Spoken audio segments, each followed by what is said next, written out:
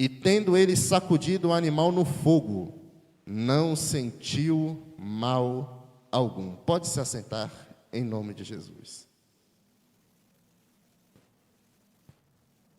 Eu sei que os irmãos não vão reclamar de uma leitura mais longa. Afinal, quanto mais palavra, mais poder, não é mesmo?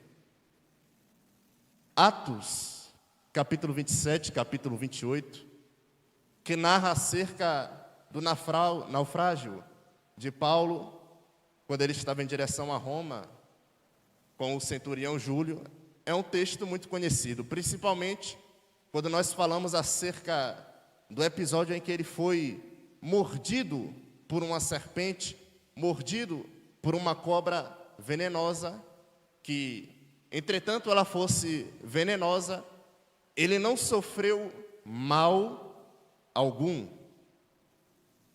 Paulo está preso, ele está em uma viagem para Roma, comparecer diante de César. Ele foi entregue a um centurião e eles vão se juntar com outro capitão para seguir essa viagem. Desde o início, a viagem vai ser muito difícil, muito complicada, porque o tempo era de inverno, o inverno estava chegando e as tempestades começavam a se intensificar. E lá está Paulo, entregue a este centurião, indo à direção a Roma. Eu encontrei uma palavra que eu não acho ela somente bonita, mas eu acho essa frase uma chave, que é: um navio em direção a Roma, mas os seus tripulantes estavam destinados ao inferno. Graças a Deus que lhes deu Paulo, prisioneiro de Cristo, um homem que foi chamado para salvar almas, estando com suas mãos amarradas. Eu acho que isso aqui é uma chave para nós começarmos a criar um raciocínio para sermos abençoados por Deus através dessa mensagem. Porque Paulo, ele está preso, ele está acorrentado, ele está detido por Roma, mas nós sabemos que Paulo foi um homem levantado por Deus para trazer a salvação e o evangelho para a terra. Agora é muito interessante, na verdade é meio paradoxal, porque nós falamos que Paulo é aqui um homem chamado para trazer o evangelho, e o evangelho fala sobre ser livre. Quem prega o evangelho está pregando liberdade. Paulo é um pregador da liberdade, mas olha só, o homem que prega a liberdade está com suas mãos amarradas. Paulo é um homem experiente, ele já sofreu outros naufrágios, é um homem cheio do Espírito Santo, é um homem que tem a sabedoria do céu e também tem a sabedoria da terra. Paulo, ele percebe que a época não é boa, não é propícia para se navegar, e por isso ele irá orientar ao centurião, ao capitão e ao dono do navio para que eles não partissem e seguissem viagem. Todavia, todos eles chegaram ao comum acordo de que era melhor seguir viagem. O centurião vai perguntar a opinião do capitão e do dono do navio, e eles dirão que é melhor seguir viagem. É o desejo deles, mas o cenário atual e o tempo não era favorável a essa viagem. Não há algo que alimente a ideia, fundamente a ideia de que é bom que eles sigam essa viagem. Então, eles querem seguir essa viagem para simplesmente satisfazer o seu próprio conforto e a sua própria vontade, ainda que tudo indique que não era para fazer isso. E não tem como dizer que eles são leigos e que estão cegos. Eles também têm experiência com o mar. E Paulo, que também tem experiência com o mar, e o Espírito Santo falando através dele, disse: não siga viagem. Mas o centurião, ele não ouve a Paulo, ele prefere ouvir o capitão, ele prefere ouvir o dono do navio. Agora nós vamos ser um pouco sinceros e não fingir nenhum costume. Como é que você vai ouvir Paulo, mas não vai ouvir o capitão do navio? Paulo é um homem que hoje é prisioneiro, suas mãos estão amarradas. Paulo não tem mais espada, Paulo não tem mais guerreiros, Paulo não é mais um oficial. Paulo não dá ordem a soldados.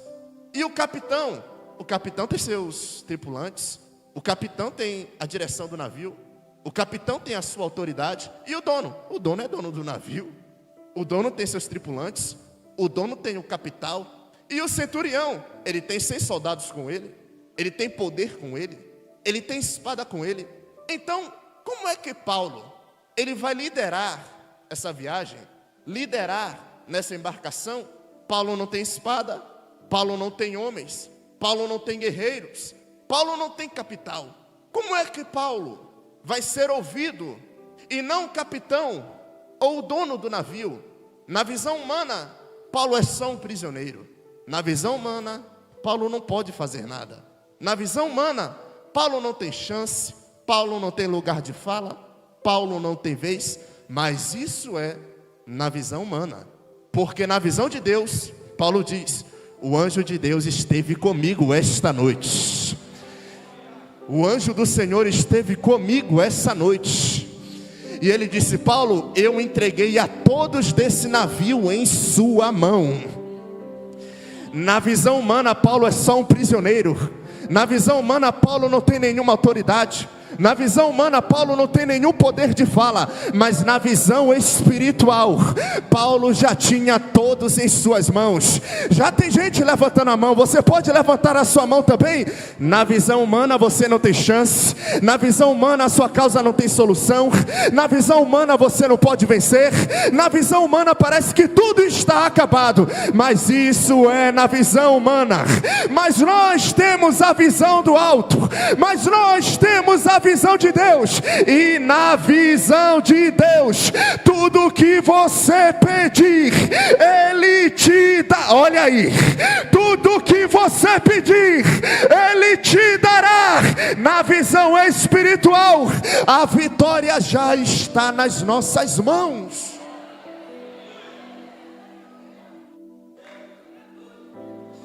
Me perdoe pela fala. É porque é difícil nós estarmos aqui em um ambiente que é para ser espiritual e a nossa visão está carnal. Nós não somos homens carnais, nós somos o povo espiritual. Então Paulo, ele segue sendo o homem de Deus dentro desse barco. Ninguém quer ouvir a voz de Paulo. Ninguém quer dar atenção àquilo que Paulo está falando. Mas olha aí, sabe o que aconteceu no meio da conversa? É dito no texto e nós lemos que soprou um vento suave do sul. E o vento era favorável à direção que eles queriam ir. Olha aí. Você está percebendo que não há um tempo propício para seguir viagem. Seguir viagem é um desejo da própria carne, do conforto e do desejo desses homens. Eles estão ignorando Paulo. Ignorar Paulo aqui é como ignorar o homem de Deus, a voz de Deus. Eles ignoram a voz da razão para seguir a voz da sua própria carne. E quando o homem quer seguir o desejo da sua própria carne, sopra um vento suave, favorável ao seu desejo. Porque na verdade, esse vento suave não ia arrastar o barco. Esse vento suave iria servir de um pretexto para eles fazerem a sua própria vontade. Vixe. Porque quando o ser humano quer pecar, ele não precisa de muita coisa. Qualquer vento suave ele usa como pretexto para te favorecer. E o vento suave, ele é aquela voz doce que diz: é o quê? Paulo está dizendo para não ir? Paulo está dizendo para não fazer? Você está louco, o vento é favorável, o tempo está contigo, eu estou com você, vamos nessa. Como é? Paulo pregou que não pode, Paulo pregou que não pode fazer. Você vai ficar ouvindo o que o pastor fala na igreja? Isso aí é religiosidade. Eu estou contigo, o vento está favorável, vamos nessa. Como é? Disse que não pode beber assim, disse que não pode dormir com um e com outro, disse que você não pode andar com a mentira, disse que você não pode andar em corrupção, disse que você não pode andar com a vontade da sua carne em primeiro lugar. Isso aí é conversa de igreja. Se te faz feliz não é errado, o vento é favorável, vamos nessa. E todos os dias há uma guerra espiritual nos nossos ouvidos, entre a voz de Deus, a voz da razão, e a voz da carne, a voz do vento suave, querendo nos levar para o pecado. Mas eu tenho uma advertência para alguém que precisa, assim como eu também preciso ouvir isso. Cuidado, quem vive a vida sendo guiado pela voz doce do vento suave, lá na frente pode se encontrar com o vento euroaquilão. E eu posso falar uma coisa para você: o vento euroaquilão não é suave, o vento euroaquilão ele é forte, e quando ele chega, ele não respeita a sua fase, ele não respeita a sua idade, ele não respeita o seu momento, ele não respeita as suas fraquezas. Quando o vento euroaquilão vem, ele vem para arrastar o barco, quebrar o barco, levar o barco, e a gente chora, a gente geme, a gente fica com medo, mas tudo isso é consequência de quem não quis ouvir a voz de Deus. Eu não sei você, mas é muito melhor ouvir a mensagem que Paulo prega hoje, mas que dói nos nossos ouvidos, do que ouvir o vento suave que é favorável ao nosso erro, e lá na frente sofrer as consequências do vento euroaquilão. E olha que a consequência vai ser tão grande, mas vai ser tão grande que conforme nós lemos, nós vimos, eles perderam a esperança. Eles ficaram perdidos à deriva. Eles não tinham mais controle sobre o barco. O medo tomou conta, o terror tomou conta. A vida deles agora está nas mãos do Senhor. Mas posso te falar uma coisa? Como o anjo do Senhor disse a Paulo, o navio se perderia, a carga se perderia, mas não se perderia a vida de ninguém.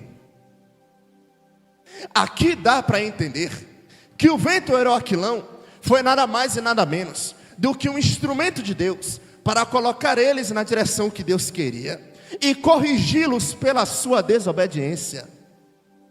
Então euroaquilão, a consequência e o castigo não é porque o vento euroaquilão é contra o meu desejo. O vento euroaquilão é contra o desejo que me afasta de Deus. O vento euroaquilão, ele não é contra o meu sucesso. Euroaquilão é contra o sucesso que me afasta de Deus. Euroaquilão não é contra as suas amizades. Euroaquilão é contra a amizade que te afasta de Deus. Euroaquilão não é contra o meu relacionamento. Euroaquilão é contra o relacionamento que me afasta de Deus. Euroaquilão não é contra uma porta aberta, não é contra o meu sucesso, não é contra o meu ministério. O vento euroaquilão, ele é o vento que Deus envia para não perder você para o pecado, para não perder você para o mundo, para não perder você para o inferno. É Deus dizendo: eu prefiro balançar o seu barco, eu prefiro enviar a tempestade, mas eu não vou perder você, eu não vou perder você, Ele não vai te perder. Aleluia, aleluia, aleluia. E eu sei que alguém que está me ouvindo aqui está sofrendo a tempestade do euroaquilão, está sentindo o seu barco balançando de um lado para o outro, está até parecendo que não tem mais jeito, nada mais vai dar certo e você não tem mais esperança. Mas assim te diz o Senhor: eu permiti esse vento só para não perder você para o mundo. Eu permiti esse vento só para não perder o seu ministério. Eu permiti esse vento só para não perder sua alma para o inferno. Eu permiti esse vento não porque eu não gosto de você, mas é porque eu ainda te amo. Eu ainda te amo. Eu ainda te amo. Eu não vou te perder.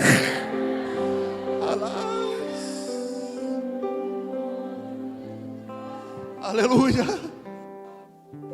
E olha para cá. Eu sei que é difícil. A viagem é difícil. A viagem já começa difícil. Eles não querem ouvir a voz do homem de Deus. Mas na progressão do texto, eles ouviram Paulo testemunhar acerca do anjo do Senhor, e eles começaram a obedecer e a acreditar naquilo que Paulo falava. A viagem aqui começa com tudo dando errado. A partir de um momento as coisas começam a dar certo. E aqueles que estavam simplesmente ignorando a voz do homem de Deus, Paulo diz: não temam. Eles não temem. Alguns quiseram lançar o bote para fora e sair do barco. Paulo disse: se sair, não vai ser salvo. Eles cortam as cordas e permanecem no barco. Paulo diz: vamos comer. Eles comem.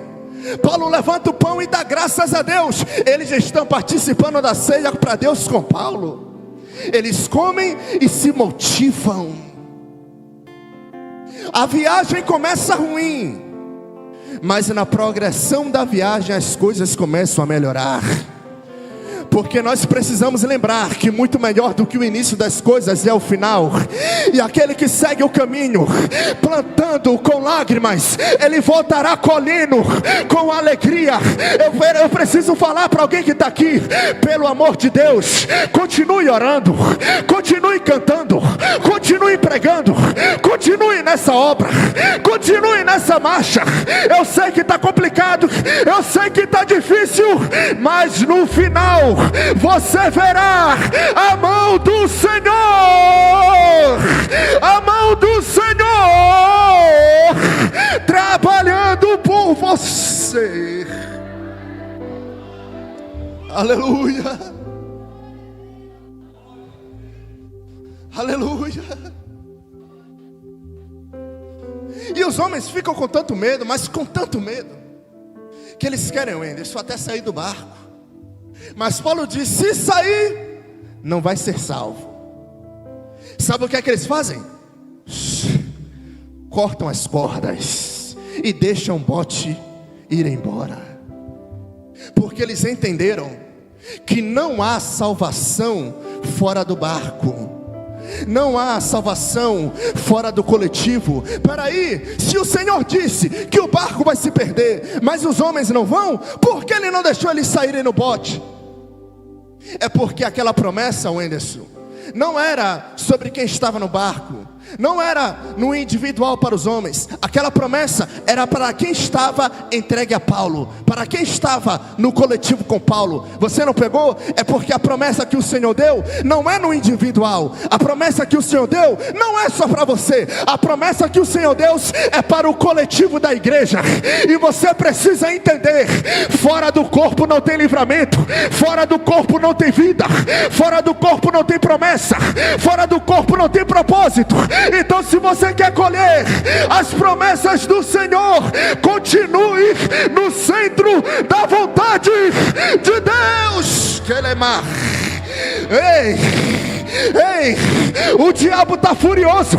Ele quer ver você pular do barco, ele quer ver você sair da igreja, mas você vai continuar no centro da vontade do Senhor.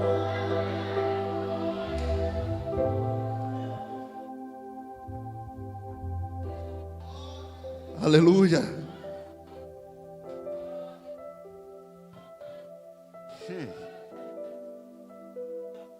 Quem pode dar um glória a Deus?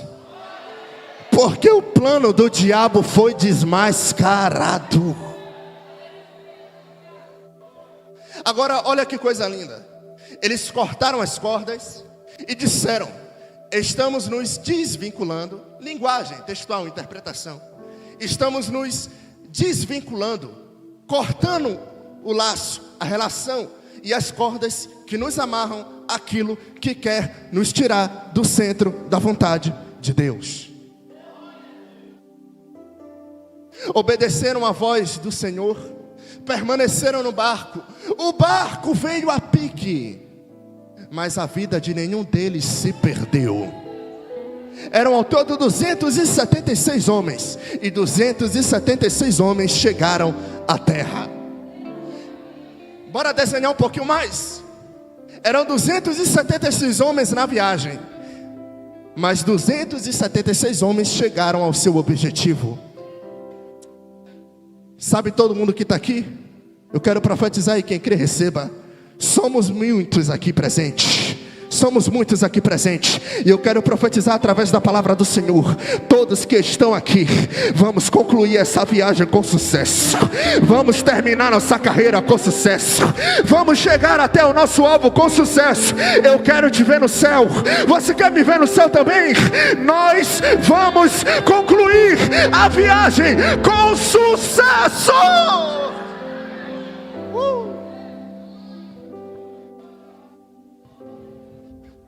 Vamos sair dessa introdução, pelo amor de Deus.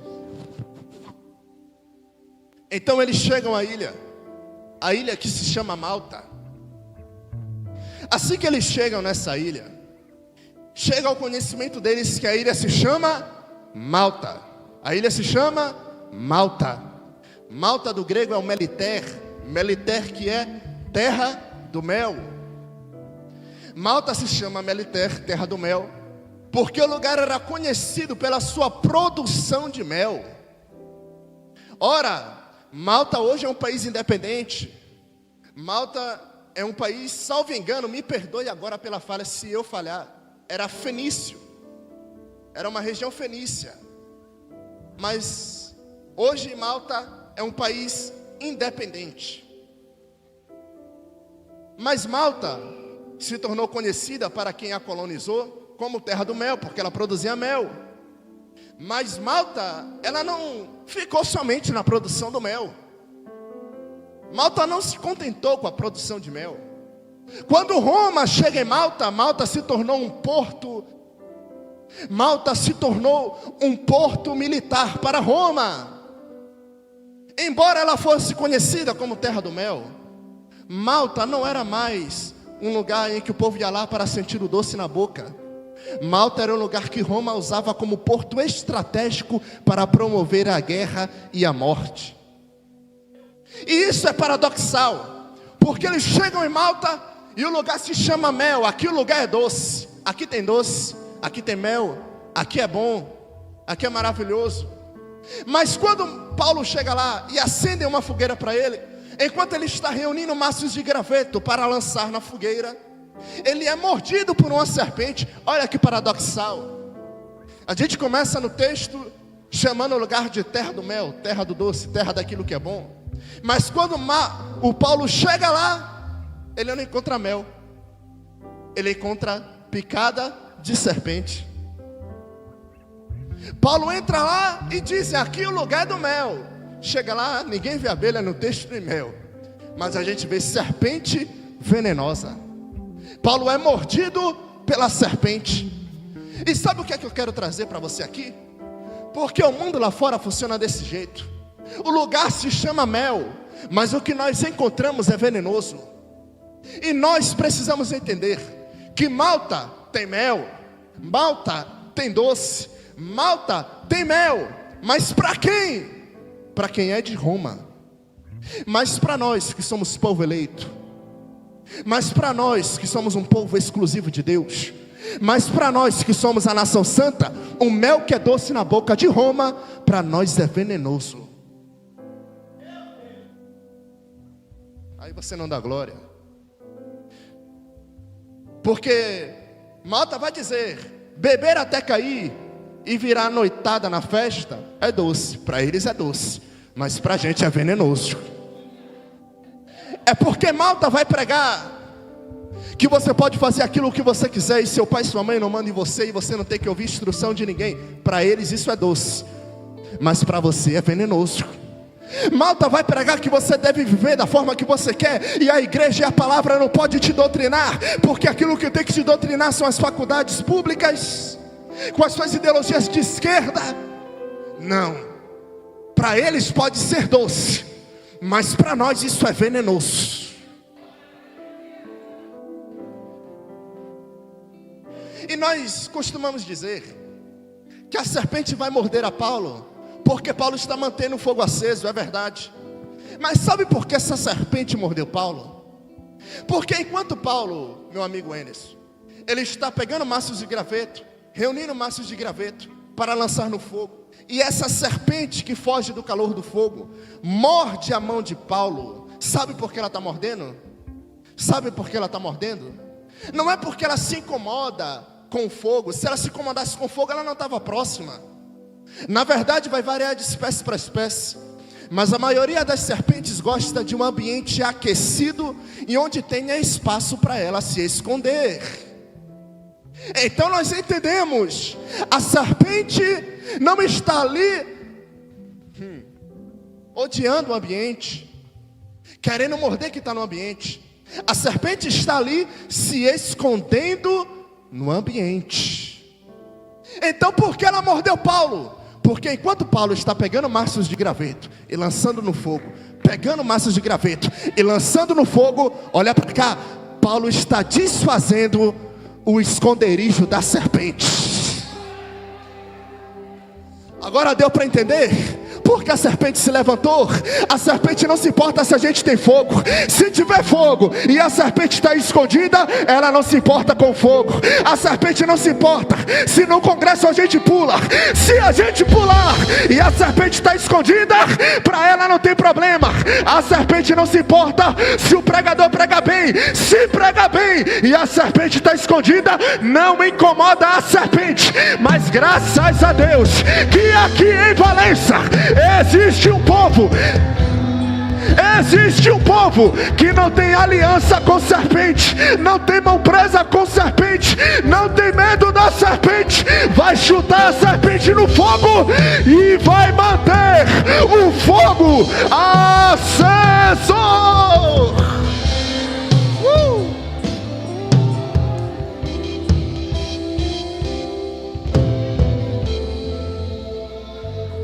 Na verdade, você sabia que o fogo já se apagou em muitos lugares por aí? E o nosso mestre, Heitor Soares, até me explicou um dia desses, que nós vamos pregar em alguns lugares por aí, e os pseudos pastores dizem: ei, pode pregar, pode fazer movimento, passa a profecia, mas não toca nesse assunto aqui não, porque vai incomodar a serpente. Pode pregar, mas não fala de mentira não, porque vai incomodar a serpente. Pode pregar, mas não prega contra o pecado não, vai incomodar a serpente. Pode pregar, mas não fala disso que está errado não, porque senão vai incomodar a serpente. Mas olha aí o povo de Deus, que não se rende aos padrões deste mundo, que não se rende aos padrões deste mundo. E assim como João Batista está disposto a perder a sua cabeça, mas não vai parar de pregar a mensagem do arrependimento, mas não vai parar de pregar a mensagem da verdade. Eu quero saber onde está você, que não vai abaixar a cabeça para a serpente, que não vai abaixar a cabeça para o diabo. Cadê?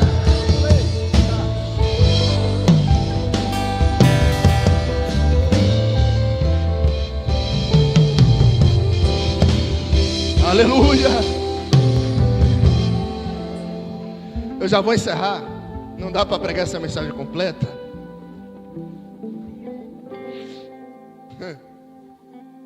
A serpente não se importa, não se incomoda com o calor do fogo. Pelo contrário, ela se aproveita.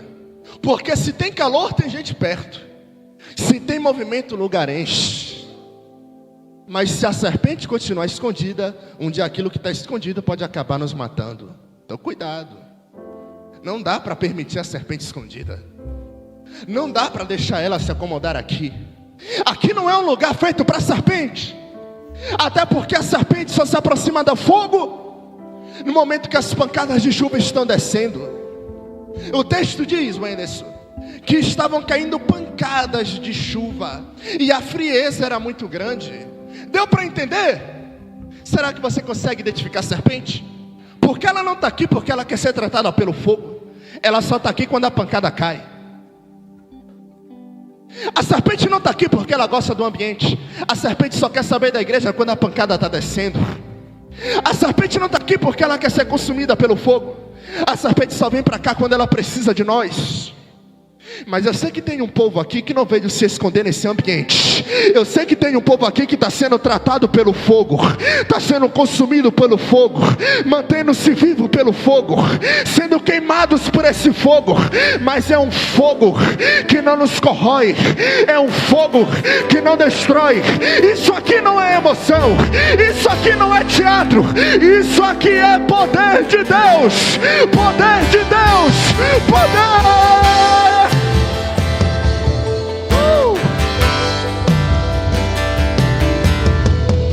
Olhe para cá.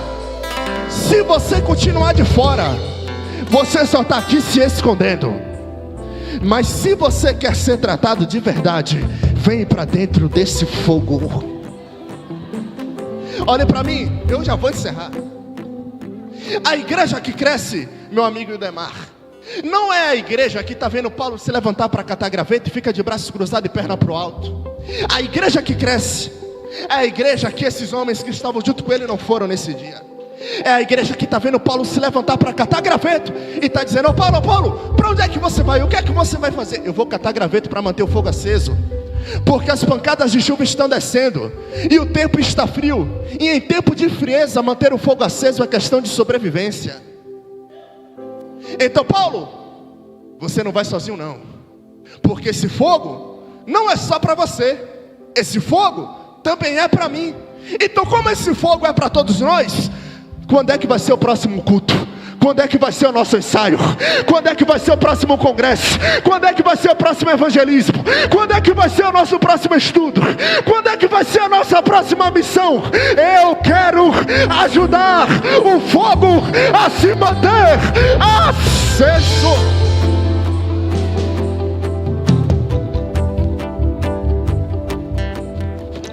Vamos encerrar.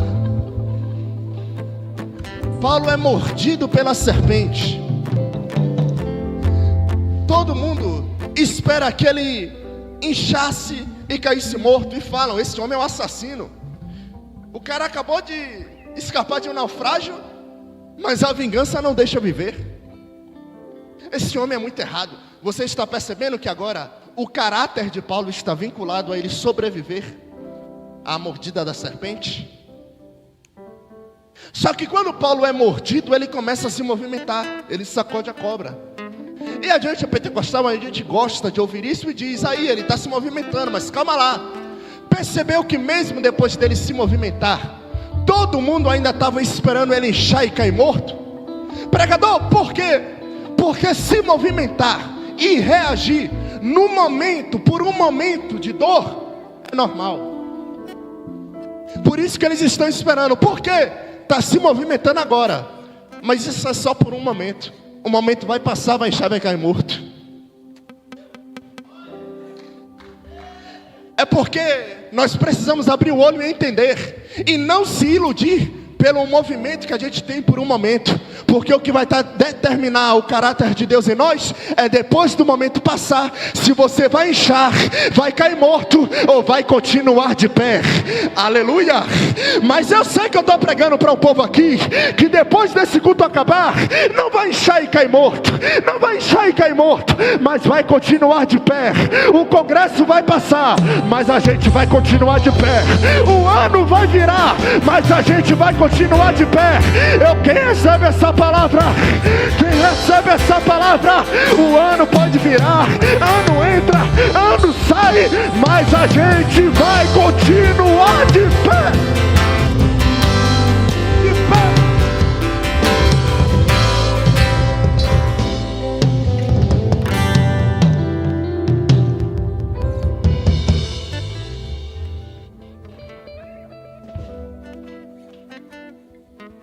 Olhe para mim.